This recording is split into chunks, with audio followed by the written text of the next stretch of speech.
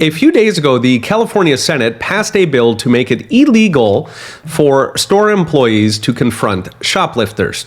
Meanwhile, San Francisco headquartered Old Navy announced it is closing its San Francisco flagship, joining Walgreens, T-Mobile, Whole Foods, Amazon Go, and Nordstrom's in fleeing the city.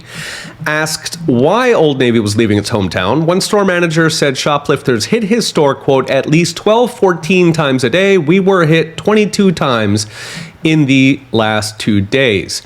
At this point, stores in downtown San Francisco are just waiting until their lease is up and then they are gone, which sucks if you're a chain store. It really sucks if you're a mom and pop with your life savings at stake.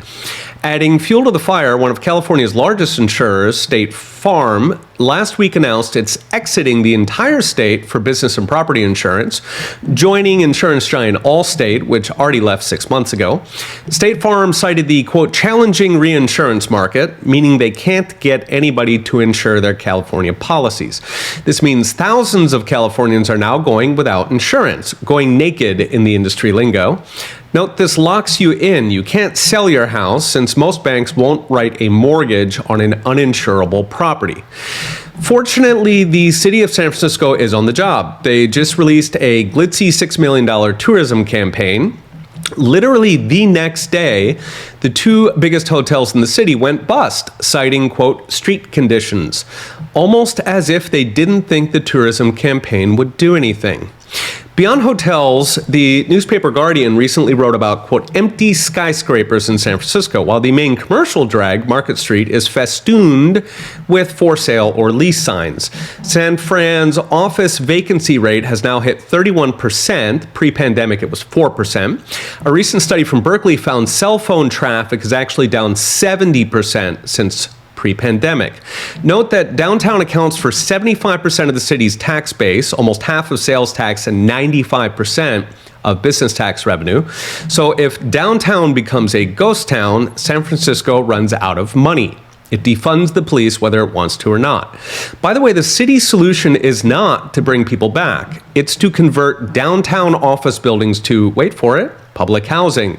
Over 11,000 units, according to one plan, which should do wonders for bringing back that downtown tax base. In fact, one local activist group, Shaping San Francisco, wants to skip the humans altogether and literally knock down these skyscrapers. Deconstruction, they call it, since tearing things down is a bit of a fetish on the left. A 2021 paper by a trio of business professors predicted a post-COVID urban doom loop for U.S. cities as businesses leave, driving more crime on empty streets and less tax revenue to hire police to deal with it. It turns out cities didn't have to wait for the doom loop. They're making it themselves. On the bright side, urban voters who keep electing these clowns are the first ones to feel the pain. Some of them are waking up, snapping out of their warm utopias to demand city officials actually arrest criminals and clear out open-air drug markets. Sadly, they are not waking up fast enough, going by recent elections in Chicago and New York. So expect more dying cities, more failed businesses, more property crashes, bankrupt hotels, and if they keep going, more deconstructed cities. Okay, we'll be watching. See you next time.